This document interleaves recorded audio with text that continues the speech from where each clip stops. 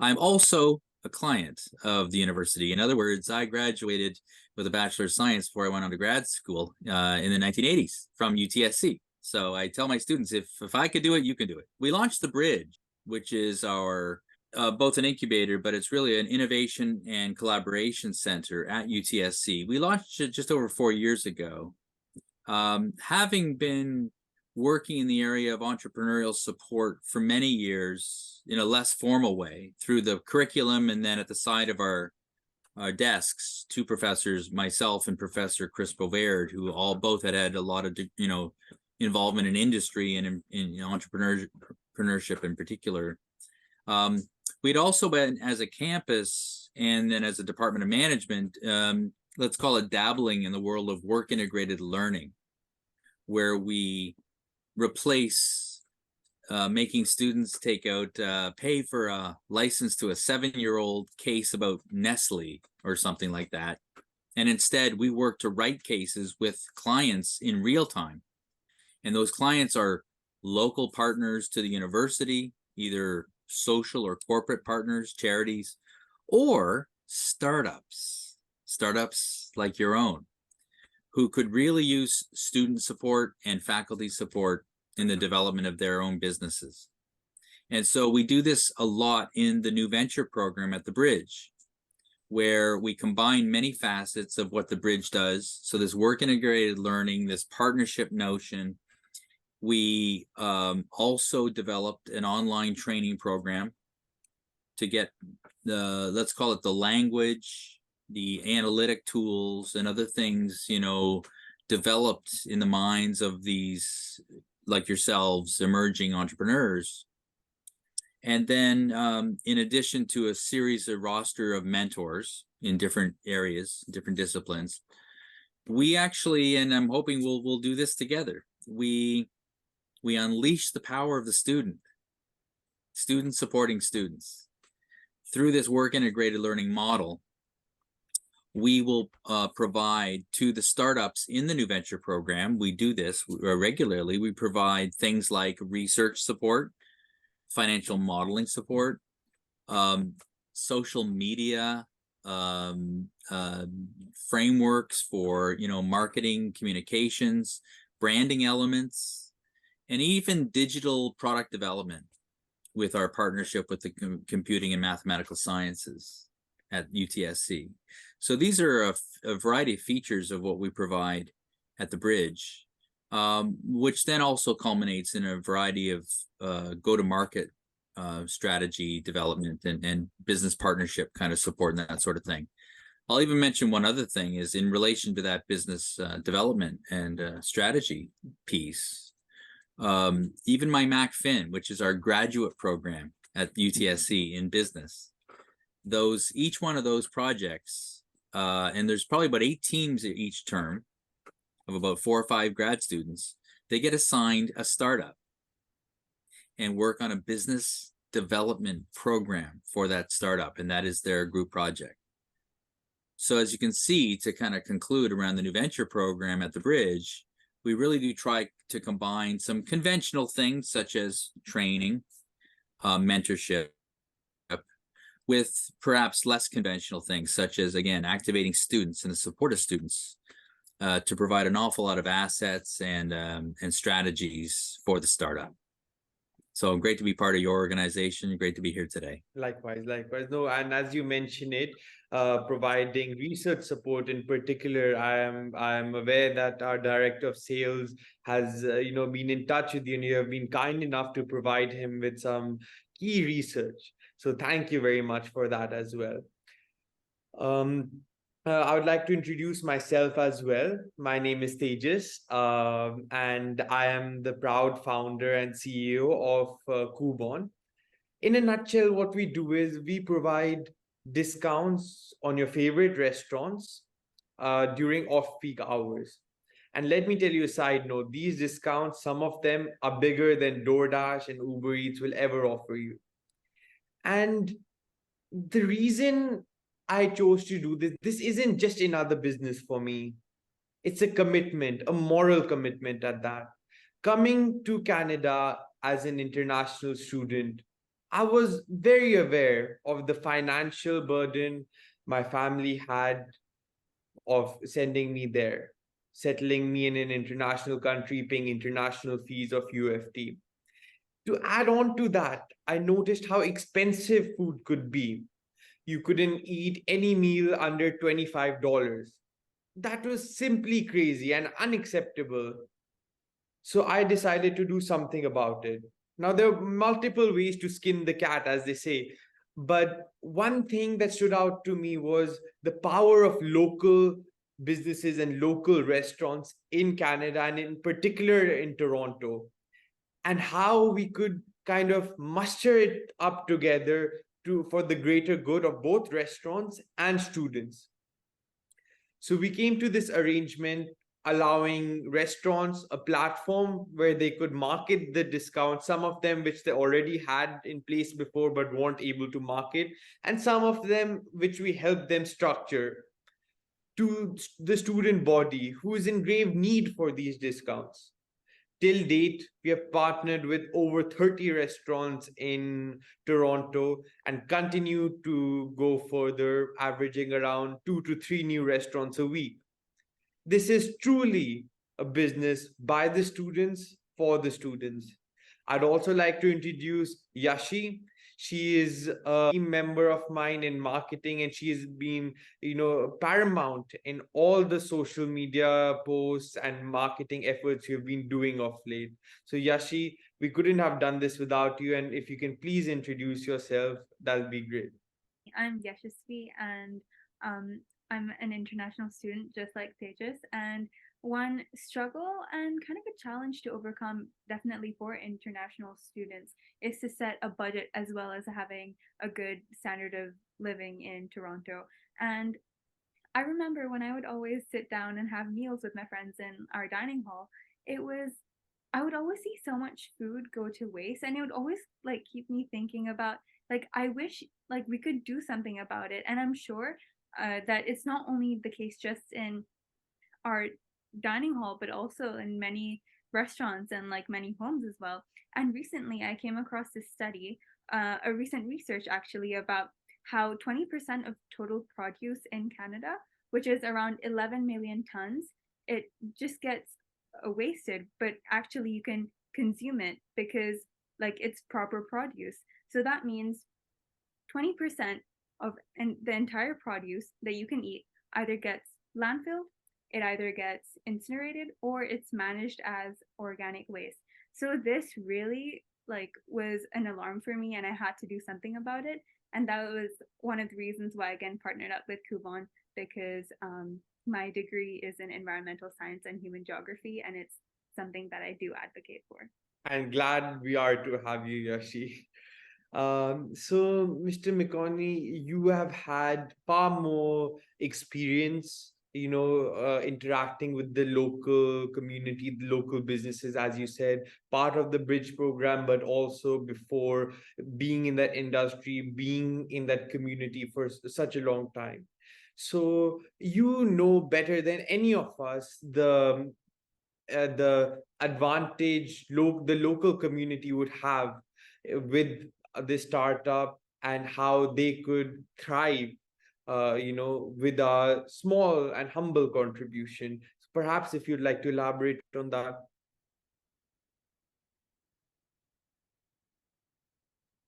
Thanks, Tejas. I would be thrilled to. From a few vantage points. One is the general notion of connecting supply and demand in creative and efficient ways that hadn't happened in the past, as an economics answer. And the other one is from a restaurant industry answer, and I'll get into that in a sec. But something we're seeing, and this is the new competitive landscape for a lot of businesses like your own that you have to manage, because a lot of people are thinking about some new ways of creating new forms of value in industry. So, but because of the digital age we're living in, platforms connecting different cohorts of supply and demand are really changing the way we're looking at the possibilities of what we can do. It's not as if it's not as if it's an easy solution you're solving, right? There have been a lot of people in the past who felt probably just as upset about waste, upset about the overpricing of food in certain communities and people's access to great nutrition, you know. But your energy, I think, is being directed at a good time in the history of our world, where these new digital tools that has also led people to be accepting of new ways of looking at certain things, I think is making an opportunity for you to make a real change. And then when I look at the food industry in particular, and I'll take Toronto on specifically, we've had two extraordinary initiatives come out of the bridge in the last couple of years. The first was something called the Fine Dining program. Instead of fine dining, what had been talked about, you know, outside of the bridge in the city of Toronto and with Scarborough campus was, how do we support Scarborough restaurants, which, to oversimplify it, is about finding great, wonderful food, often food that is originally sourced in their recipes and ingredients from around the world, right? This Scarborough experience of ours, as distinct from fine dining that we might find more often downtown at conventional, very expensive restaurants, where you're paying for the entirety of the experience, and you're paying a lot. But if you look at Scarborough, there are just so many different types of ethnicities, born of family businesses, oftentimes with amazingly interesting stories, if we were able to share them. Why'd they come to Toronto? Why are they in Scarborough? What is in their background that they know how to do this? Where does this food come from? What are the deeper understandings about the, you know, the importance of the food and the ingredients? And then just the darn recipes. That's just great food that is just too much fun to, you know, to pass up. And so we created the Fine Dining website that was born of everything we do at the bridge, frankly, a great deal of research, software development, business development, and all provided by the students. We had the marketing group, also known as TMG, from the Department of Management, doing initial research to look at, you know, across Scarborough, what kind of restaurants do we have? What are the demographics of the customer bases in each of those, you know, areas of Scarborough? What kind of messaging would be most appropriate to attract these people to dine more often in Scarborough than go elsewhere? We had, excuse me, marketing and other business students doing other research on things like, you know, profitability of different kinds of businesses and restaurants, the affordability factors in different parts of Scarborough. We had branding students start working up a whole brand campaign about, you know, fine dining and eating in Scarborough. We had business development kids weighing in on actually, you know, finding these restaurants, calling them up and saying, hey, would you like to join our website, our database, and our program that's going to support Scarborough dining through the Fine Dining initiative? Would you get on board? And, you know, working with them to provide their information and their websites, their menus, their specials, and all the things. And the final wonderful thing is, and the backstories of the founders of these restaurants, so that when you go to Fine Dining website, it's a search engine. If you feel like this in this area at this price, you can find it through Fine Dining, and then you'll see stories about the people who built it, who built that restaurant, where'd they come from, why'd they come, recipe information, different really wonderful things telling the richness of food in Scarborough. And so that's Fine Dining. And it made me, it told me that I think the Scarborough dining community is kind of not a monster. What's the word? It's a sleeping giant. Yeah, you know, that if initiatives like yours just continue to wake up that giant, and really not wake them up because they're busy. They're up at 3 getting their restaurants going, but wake up the world to the incredibleness of Scarborough dining, and then extending that to other parts of Toronto and then around the country.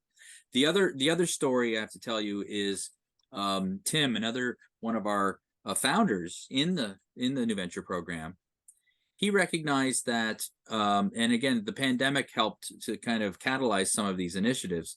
He recognized that a lot of small to mid-sized restaurants don't have professional marketing support. The big ones do, and the chains do. And so for a web-based presence, they have marketing people, they have digital tech people. They can put together a beautiful online experience for ordering, for scheduling, for learning more before you go to the restaurant, and that sort of thing.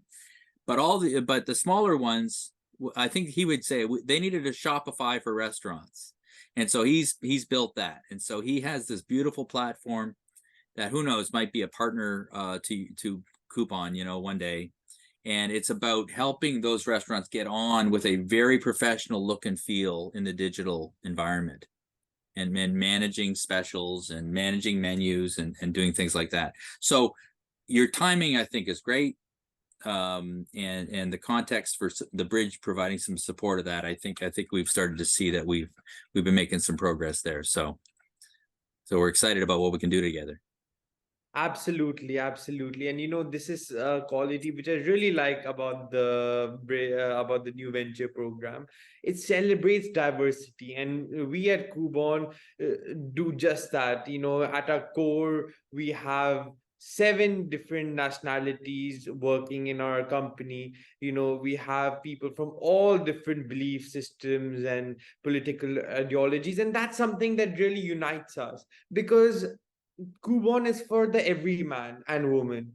It is for the domestic students who may, be earning their minimum wage to honor in a job to support their living, and have to cringe on getting an additional dish because it's so expensive, and it must mean that they're foregoing something else which may be more important. Or it can be for the international student who cringes because he knows back at home his family is making so many sacrifices to have him at that place, that he says, what, let me leave this extra dish. And this is just for them, so no more compromises. This is the best time of one's life. And same goes for restaurants too. As you said, it's a sleeping giant ready to be awakened. Our local chains and restaurants all across Canada, and specifically Toronto, are run by very hardworking individuals, most of them immigrants. And it is our time to help them out in whatever humble capacity we can, unite them, and grow together. So, and as you said, the time is correct. The time, in my opinion, is always correct. It's just for you to put the pressure on the gas pedal and move forward. So, and thanks to individuals like yourself, it's the journey does become rather easier, having you as our guide. So I really appreciate that. Well, it's certainly my pleasure to work with folks like you. I might ask Yashi what she thinks about because the major next steps are in continue to develop the market for Coubon. I think it's really important to address how there is a large wealth disparity between everybody living in Toronto, because you have the highest top-notch professionals working in the most prominent of businesses, and then you have incoming students coming from all over the world. And I feel this price and wealth disparity is something that Coubon and the bridge targets, because it's so essential to have that gap as small as possible. And I feel like ventures like ours creating discounts, because everybody loves a good discount. So I think that really helps achieve minimizing this gap that we have. So Fantastic. I do agree that I think we are going on a good trajectory, and we should continue. And you've already got 30 accounts, which is already pretty amazing, and that means you've talked to many more than 30. What's the general feedback, and why are they saying yes to Coubon? I think the reason they're saying yes is because deep down they know that our interest lies more than just, any other private enterprise who's profit seeking. Our interests lie in helping them out, because only we can help them out in the long run do we also benefit. So, if they win, we win too. So it's kind of a partnership of helping each other out, as I said. And our future, as I see it, my vision is that over the next year, we want to expand not just in Toronto, but in other metropoles too, such as Montreal, Vancouver, Edmonton, which are all student cities at their heart, with key universities located centrally in those cities.